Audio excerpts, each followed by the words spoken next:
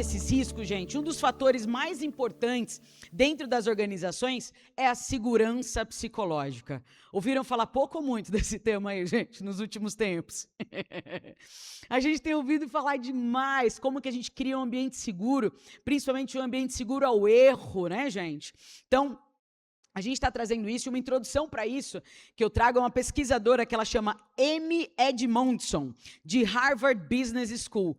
Falou Harvard Business School, vocês até mudaram, né? Agora falam, não, agora vou anotar. Agora o negócio ficou sério aqui. Falou Harvard, muda, né? Foi uma das primeiras a demonstrar que equipes com alta segurança psicológica são mais inovadoras, aprendem mais rápido e cometem menos erros críticos. Então ela foi lá e provou já que isso funciona. Tem um outro camarada que chama Timothy Clark. Ele também aprofunda esse conceito ao mostrar que ambientes onde pessoas têm medo de falar, questionar ou discordar acabam gerando um silêncio organizacional.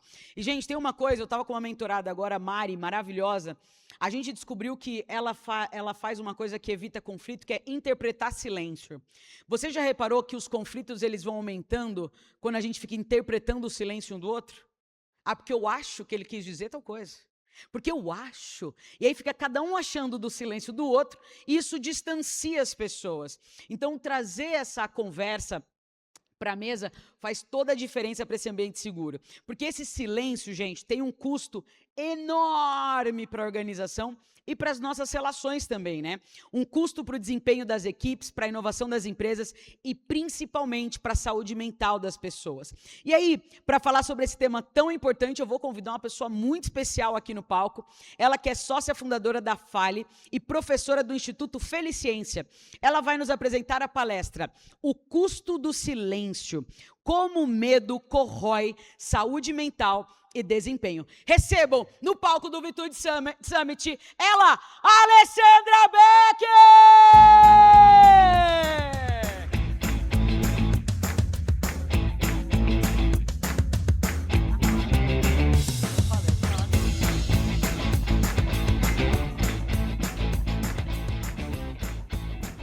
Bom dia, boa tarde. A gente passou a manhã inteira ouvindo falar nessa tal de segurança psicológica e eu confesso que eu não vou trazer o beabá disso e o desafio é falar coisas que ainda não foram ditas sobre esse tema.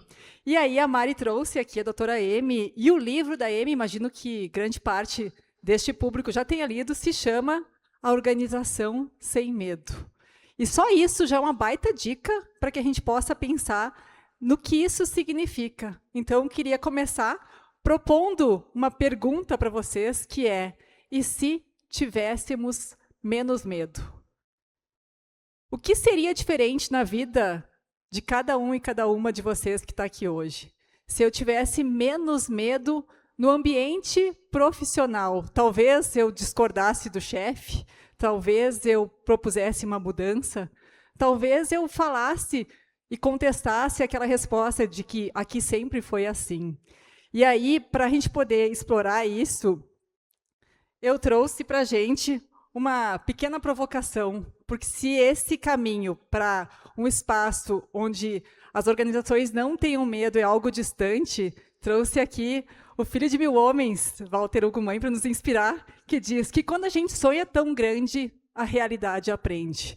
A gente está aqui com uma plenária cheia de pessoas sonhando grande, e eu acho que a partir disso a gente tem um primeiro passo, ou um mínimo passo elegante para essa transformação.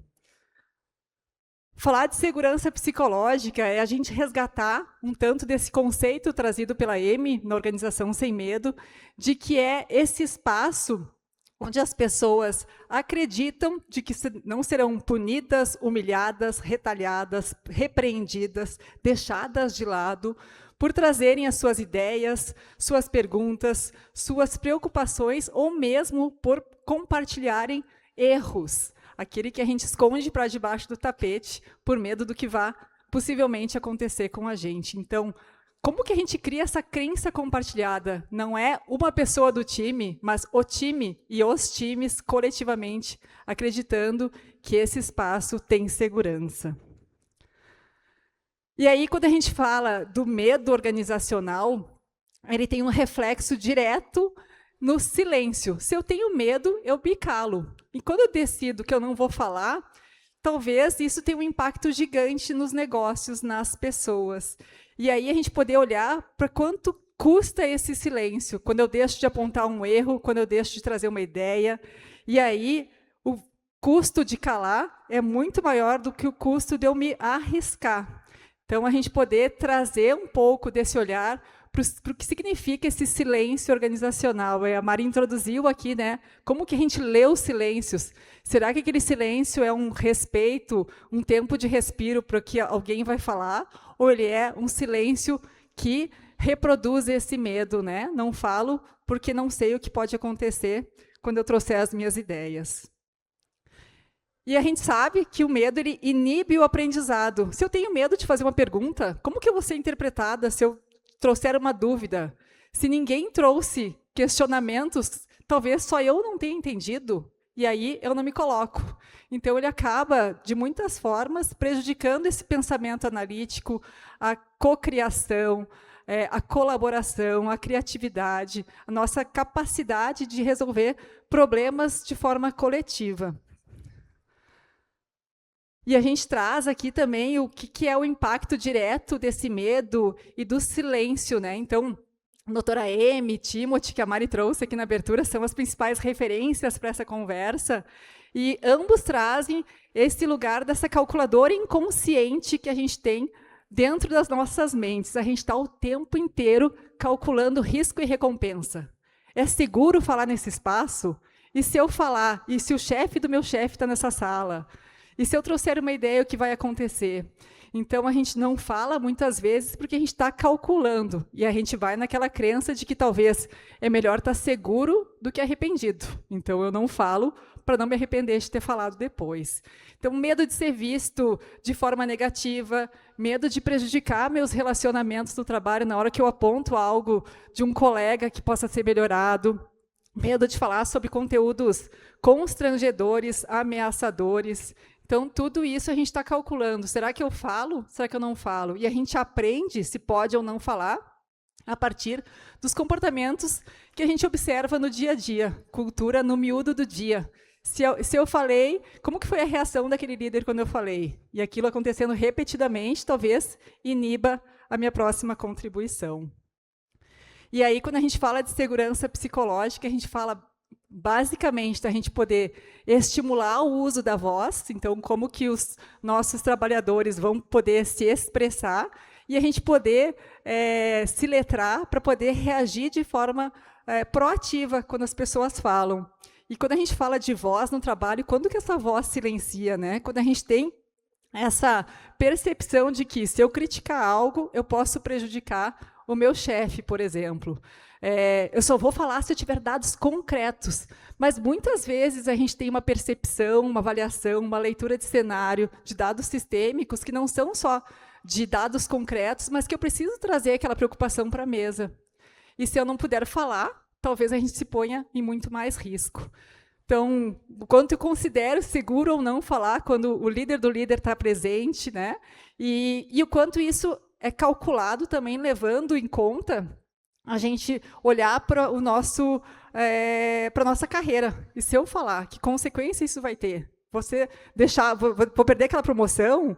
E se eu for a pessoa que está ali toda hora desafiando o status quo, como propõe o Timothy, né?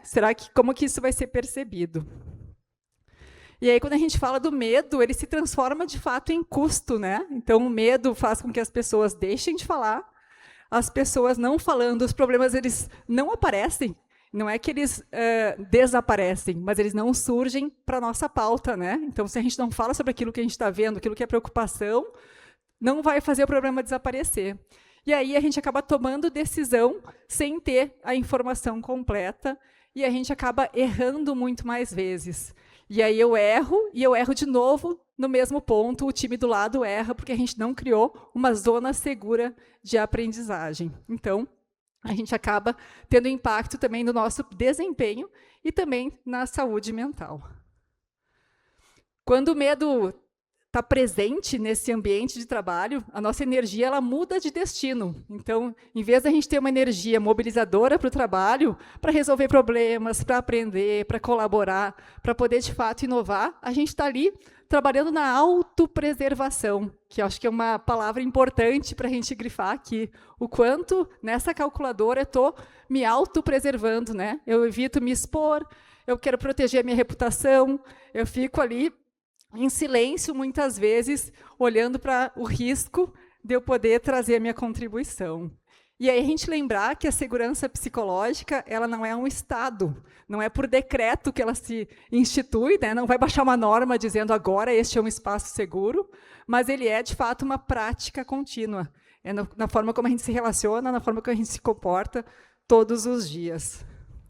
E aí eu trouxe aqui um dado mais recente aí da doutora Amy Edmondson. No site dela tem uma pesquisa, e, aliás, indico muito que sigam os perfis tanto da Amy Edmondson quanto do Timothy Clark, que são grandes produtores de conteúdo sobre o tema. Trouxe aqui uns recortes recentes, né?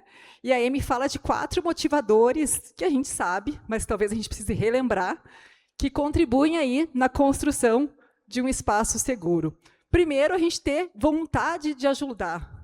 O quanto a gente tem vontade de ajudar o outro. Esse é um problema de outra pessoa.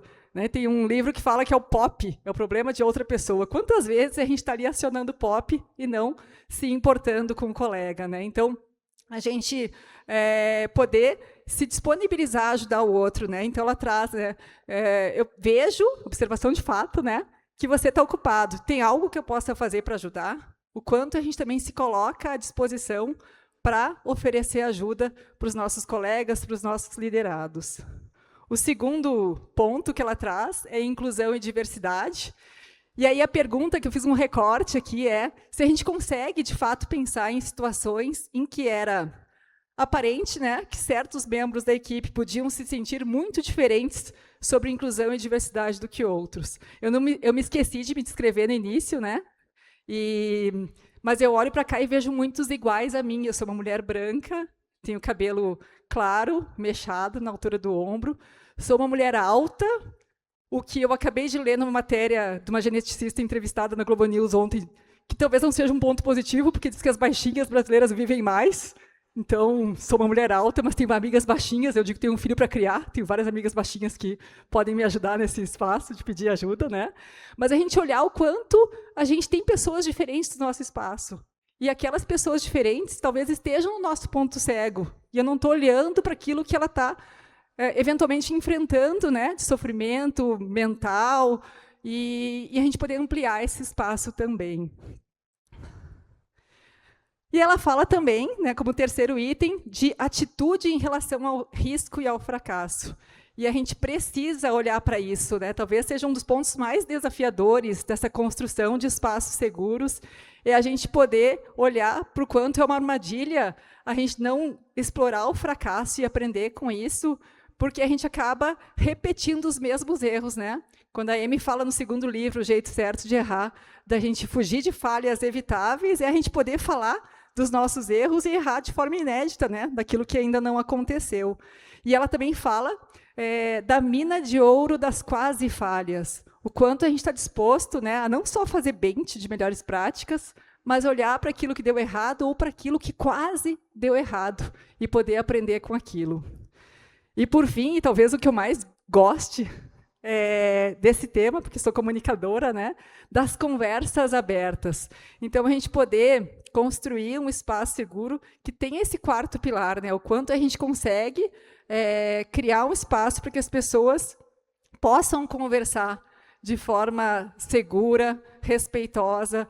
E gosto da provocação do Timothy, que ele fala da gente poder fomentar atrito intelectual e diminuir atrito social. Então, não significa que todo mundo vai concordar com todo mundo, mas que as pessoas vão poder ser escutadas e trazerem as suas opiniões.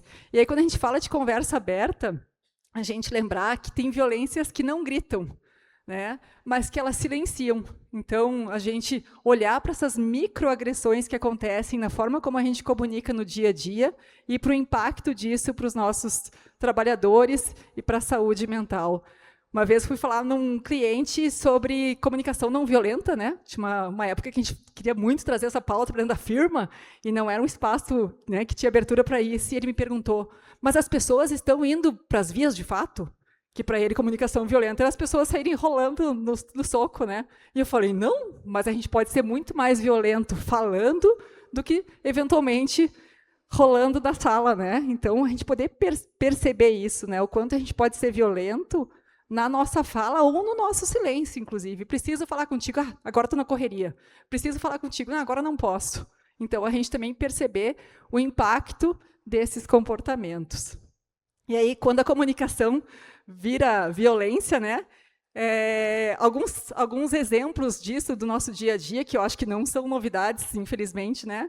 Quando a gente invalida falas e sentimentos do outro, talvez nós todos já tenhamos passado por isso em algum momento, né? Ah, isso é bobagem, deixa para lá, né? Quando a gente ignora as diferenças e o contexto, mas isso sempre foi assim. Quero trazer um ponto que está pegando para mim e a resposta que eu tenho é essa. Quando a gente estigmatiza comportamentos, né? Ah, mas o fulano é sensível demais. Então, o quanto isso é uma microagressão e impacta a saúde mental. E a gente também expõe o erro como uma punição. O que é isso? A gente deixa a pessoa de lado, joga para escanteio, né? Não chama mais para participar dos projetos. Então, acaba sendo também uma forma de violência. E aí eu queria conectar isso para esses exemplos que eu trouxe, são coisas que, muito possivelmente, todo mundo já viveu. E o quanto isso a gente não se dá conta, porque já é normal, aspas, aqui, né? Então, imagino que muitos de nós já tenhamos ouvido o termo normose, lá, Roberto Crema, né, querido, e que traz um tanto de o quanto a gente normaliza coisas que não deveriam ser normais. E quando a gente fala de normose organizacional, é a gente olhar para essas práticas adoecedoras e achar que aquilo é normal e, inclusive, que aquilo pode ser admirado, né? E aí eu trouxe aqui alguns exemplos, né? Quando a gente trabalha exausto, e isso é sinal de mérito. Alguém já viu isso alguma vez? Nunca, né? Quando a gente produz sem parar, e isso é visto como produtividade. Aconteceu aqui nessa sala? Nunca.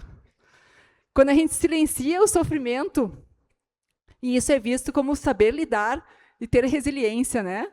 E quando adoecer por metas é considerado coisa de quem dá o sangue. A pessoa dá o sangue pela firma a qualquer custo, né? E a gente torna isso normal. Tem alguma coisa de muito errado aqui. E aí a violência simbólica, né? No ambiente profissional, ela é invisível aos indicadores formais. Talvez eu não consiga enxergar esses pontos que eu trouxe na minha fala, nos exemplos, né? Mas elas são sentidas no corpo e na alma de quem vive. Então, não é porque não está ali numerado, percentual, estatístico, visível, tangível, tocável, que não exista. Então, a gente poder olhar para isso, né? O quanto a gente não sabe, de fato, o que se passa com o outro. Então, eu acho que é um ponto para a gente sempre relembrar, né? A gente sabe, mas às vezes a gente precisa resgatar. E aí eu trouxe aqui dados científicos, né? Trouxe aqui referência de um estudo mais recente do Timothy, que falam tanto do que a ciência aí já demonstra em relação aos benefícios de espaços psicologicamente seguros, né? Quando a gente tem segurança psicológica, ela é um preditor consistente de saúde organizacional. Se a gente está falando de como que a gente promove melhores ambientes, se a gente preserva a saúde dos trabalhadores, criar um espaço seguro está diretamente conectado com isso. E aí ele traz, nesse estudo, 10 pontos, né, 10 resultados da segurança psicológica. Ele fala de impacto na inclusão, no desempenho da equipe, na própria resiliência, na segurança física. A gente costuma falar, segurança psicológica ela é uma camada da segurança física. Se eu não tenho espaço seguro para dizer que não estou bem para trabalhar hoje, talvez eu me coloque em risco, né? Tem impacto, obviamente, na saúde mental e no bem-estar, que é tema desse encontro, né? Na produtividade, na retenção dos talentos, na agilidade de aprendizado, no engajamento e na inovação. E como que ele traduz esses pontos, né? decupando ali os 10 itens. Sem segurança psicológica, a diversidade não vira performance. Não adianta eu contratar pessoas diversas e não criar um espaço seguro para que elas possam ser quem são. As equipes, obviamente, performam melhor quando elas não têm medo. Se eu tenho medo, eu paraliso. Se eu tenho medo, eu saio correndo. Se eu tenho medo, eu não consigo entregar o meu melhor resultado. Quando a gente fala de resiliência, ambientes seguros se recuperam muito mais rápido. Se eu tenho um espaço seguro para poder trazer a minha vulnerabilidade, para eu poder pedir ajuda, para eu falar do que está pegando, obviamente eu consigo voltar ao meu ponto original ou até melhor do que eu estava antes, né? Segurança psicológica, de fato, protege vidas. E se a gente tem menos medo, a gente tem menos burnout. Porque eu posso trazer as questões que são importantes para mim também para esse espaço de trabalho. Os pontos seguintes que ele diz, né, a gente olhar para essa energia que vai ser direcionada para o resultado e não para a autopreservação. Lembram que eu falei lá, quando a gente está no modo autopreservação, a gente não se expõe, a gente não critica, a gente não dá ideia, a gente não aprende, a gente não cresce. A gente fica, né, quando a gente fala de retenção, obviamente a gente fica onde a gente se sente respeitado. A gente olha para essa questão da segurança psicológica e sabe que, né, a Amy traz lá o gráfico, a gente só vai caminhar para a zona de aprendizagem se a gente tiver um espaço seguro, com responsabilidade e segurança psicológica altas. A segurança psicológica ela é base, obviamente, do engajamento e da inovação. Como que eu vou inovar se eu não posso errar? Como que eu vou inovar se eu tenho medo? Né? Então, obviamente que a tomada de riscos exige da gente a criação desse espaço seguro.